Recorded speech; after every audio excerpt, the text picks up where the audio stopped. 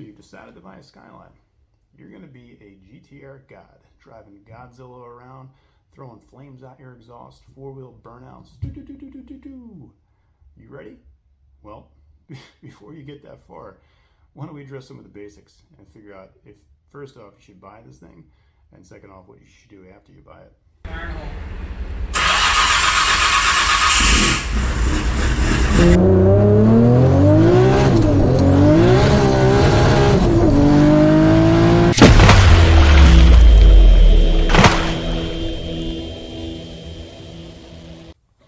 Hey, what's up guys? This is Steve, Nozilla from Outsider Garage. I just happened to be sitting in the garage and I was thinking about some conversations that I've been having with some friends and also seeing a bunch of Facebook posts in general floating around about new Skyline owners and some issues.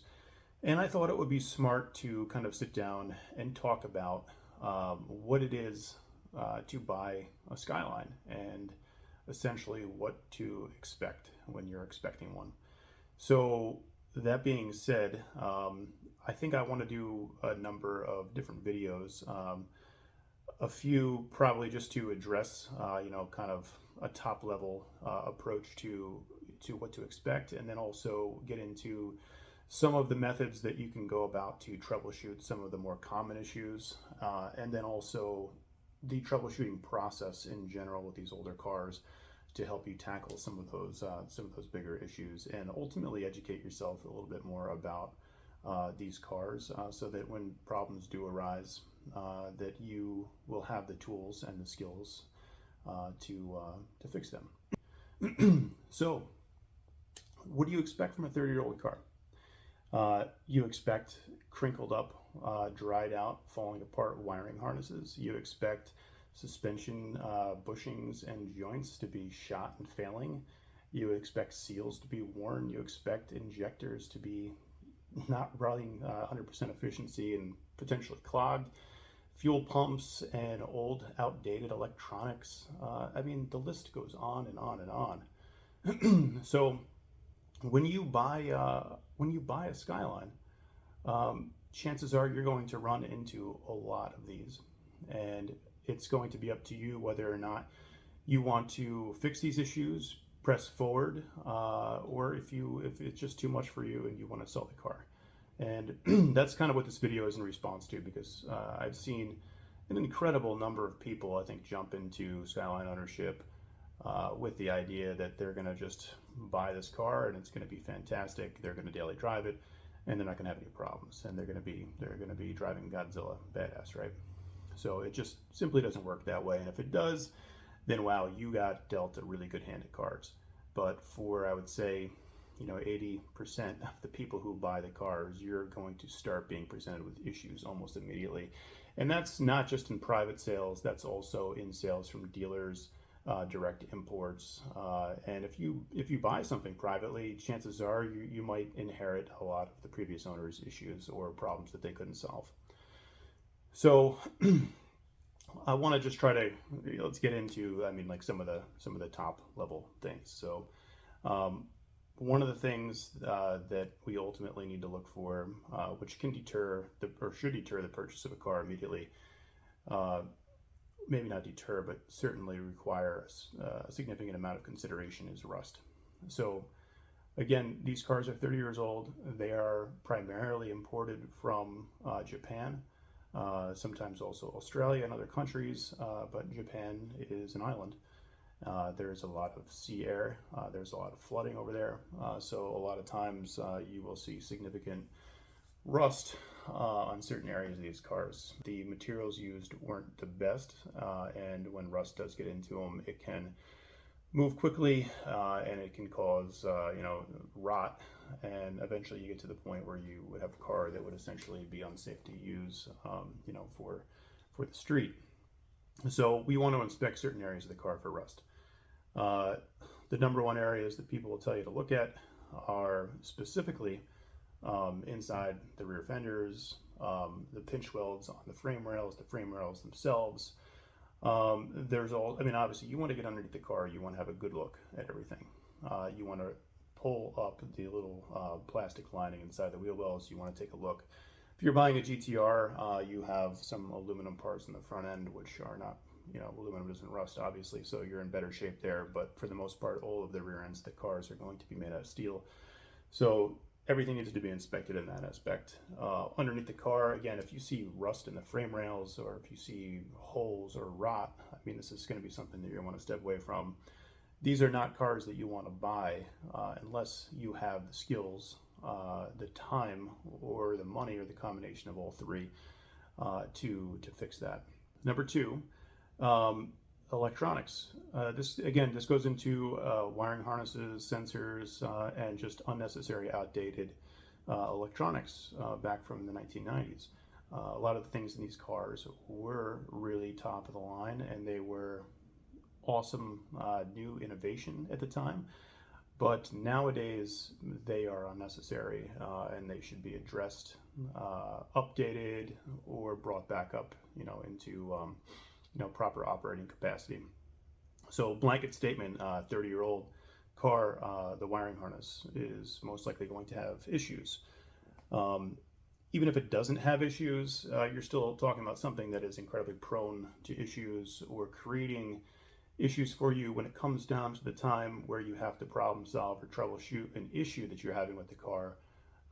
If you end up with a wiring issue, if you end up with somewhere in your harness something's rubbing, you're grounding out something, these can be incredibly difficult problems to diagnose. So updating a wiring harness, specifically, the engine harness, obviously, because you're talking about something that sits in a lot of hot temperature and has seen a lot of heat cycles. So these things have a tendency to get very, very crispy, especially portions of the harness that are on the exhaust side, the turbo side, and portions that sit on top of the engine, like your injector and your ignition harness. So that is something that's going to be highly recommended. And again, I mean, you're talking about, if you go wiring specialties route, this is like an $800, $900 investment in a wiring harness. And a lot of people don't see the value in that, but it has an incredible value because of, I always say that the peace of mind of knowing that something is right and will be right will help you to be able to avoid going down rabbit holes during troubleshooting, knowing that you can check certain things off the list. So, incredibly important. Staying inside the engine bay now, as we just talked about the wiring harness, is going to be your stock coil packs. So here is something, again, now a lot of guys buy the car and immediately they want to just put on aero and GTR parts, and they want that front-facing intake manifold or a front-mount intercooler, and that all that stuff is great, but you cannot discount the benefit of, again, having the peace of mind of knowing that you have a solid, 100% reliable ignition system. Because with all those other things, you're still going to have that breakup under boost when your coil packs are just too weak and they're grounding out essentially, and you're missing under boost. So upgrading the coil packs, huge positive improvement to the car. And I would go on to say that at this point in the game, if you're running a car and you have stock coil packs, and when I say stock, I mean original 30-year-old coil packs, just do yourself a favor and update them. You might be sitting there, you might be bashing your head against the wall trying to troubleshoot an issue, and this, again, this is your peace of mind. This is your knowing that you have a solid system to rely on, that you don't have to worry about that anymore. So, I mean, nowadays, when I got into this, there wasn't very many options for coil pack upgrades, and we had things like split fires, and then there was a lot of other things floating around like yellow tops, and there was stuff on Amazon and eBay that you could buy. Stay away from all of that. I'm not going to say garbage, but I mean, a lot of the stuff on Amazon and eBay, like these yellow top coils or anything that's like a factory OEM replacement, a lot of the stuff is coming from China. It is not good. You're going to end up again with something that's probably worse than your failing OEM components. Do yourself a favor and buy a modern R35 kit. Or there's Audi, there's LS coils out there. There's all sorts of coil kits, and any of them at this point are better than a failing OEM kit. So let's move to the back of the car now. If you have a GTST, your fuel tank is made of steel. So when you're buying a car, if it's possible, it would be very smart for you to pop the top hat off of the fuel tank. This will give you an idea of the condition of the fuel tank. Again, made of steel, prone to rust.